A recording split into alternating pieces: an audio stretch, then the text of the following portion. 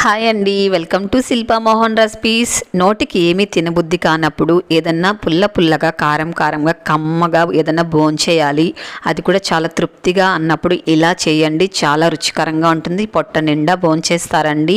ఇప్పుడు ఎలా చేయాలో చూద్దాం. ముందుగా మనము ఒక ప్యాన్ పెట్టుకొని ఇందులో 1 టేబుల్ స్పూన్ ఆయిల్ వేసుకోవాలి. ఆయిల్ వేడెక్కిన తర్వాత 1 టేబుల్ స్పూన్ ధనియాలు, 1 టీ స్పూన్ జీలకర్ర వేసుకొని 1 పావు టీ స్పూన్ మెంతులు కూడా వేసుకొని దోరగా వేయించుకోవాలండి. మెంతులు మాడిపోకుండా వేయించుకోవాలి. మెంతులు వేసుకుంటే చేదు అస్సలు రాదండి, టేస్ట్ చాలా బాగుంటుంది. చూడండి, ఇలా వేయించుకున్న తర్వాత కారం ఎంత కావాలో అన్ని పచ్చిమిరపకాయలు కట్ చేసుకొని వేసుకొని కొద్దిగా అల్లం ముక్క పైన చెక్క తీసుకొని ఇలా చిన్న ముక్కలు కట్ చేసుకొని వేసుకొని అల్లము అలాగే పచ్చిమిరపకాయలు కూడా చక్కగా వేయించుకోవాలండి, పచ్చి స్మెల్ పోయేంత వరకు.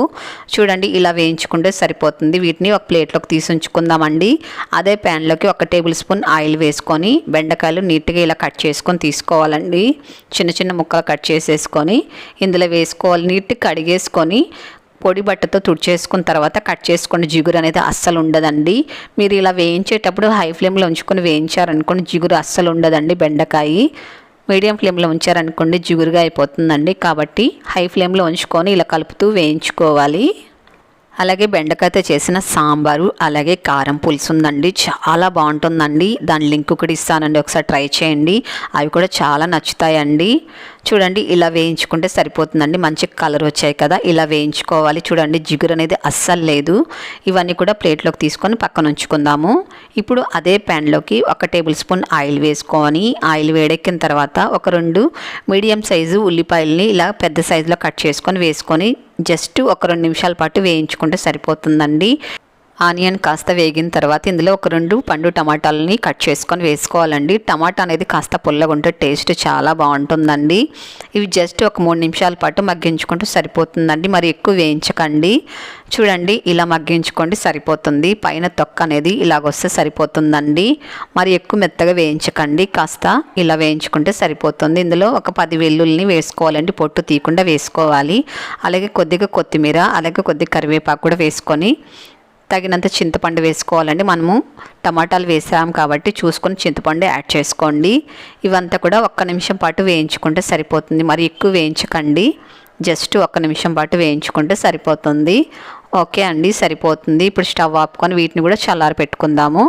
ఇవి చల్లారిన తర్వాత మనం ఒక మిక్సీ జార్ తీసుకొని ముందుగా ధనియాలు అలాగే అల్లం అన్నీ వేయించి పెట్టుకున్నాం కదా, వాటిని ఇందులో వేసుకోవాలండి. మిక్సీ జార్లోకి తీసుకొని అలాగే చింతపండు కూడా వేయించి పెట్టుకున్నాం కదండి, చింతపండు కూడా మిక్సీ జార్లో వేసేసుకోవాలి.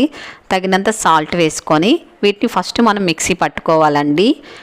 చూడండి, ఇలా మిక్సీ పట్టుకోవాలండి. చింతపండు మనం ముందుగానే వేసుకొని మిక్సీ పట్టు ఉంచుకోవాలి ఇలాగా.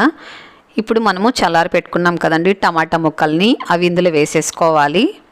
అలాగే బెండకాయ ముక్కలు కూడా చల్లారి పెట్టుకున్నాం కదండి, బాగా చల్లగా అయిన తర్వాతనే మిక్సీ జార్లోకి తీసుకోవాలి.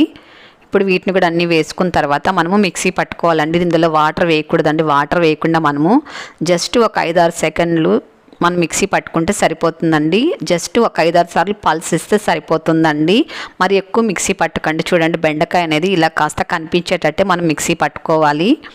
ఇప్పుడు ఒక ప్లేట్లోకి తీసేసుకుందామండి. దీనికి అసలు తాలింపు కూడా అవసరం లేదండి. చూడండి, ఎంత ఎమ్మీగా ఉందో, చాలా టేస్టీగా ఉంటుందండి.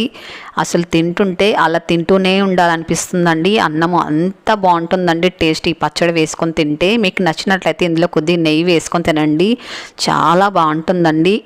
అలాగే దోశ చపాతీకి కూడా బాగుంటుందండి. ఒకసారి ట్రై చేయండి. ఎలాగొచ్చింది తప్పకుండా కామెంట్ చేయండి, షేర్ చేయండి, లైక్ చేయండి. మన ఛానల్ ఫస్ట్ టైం చూస్తున్నాడే తప్పకుండా సబ్స్క్రైబ్ చేసుకోండి.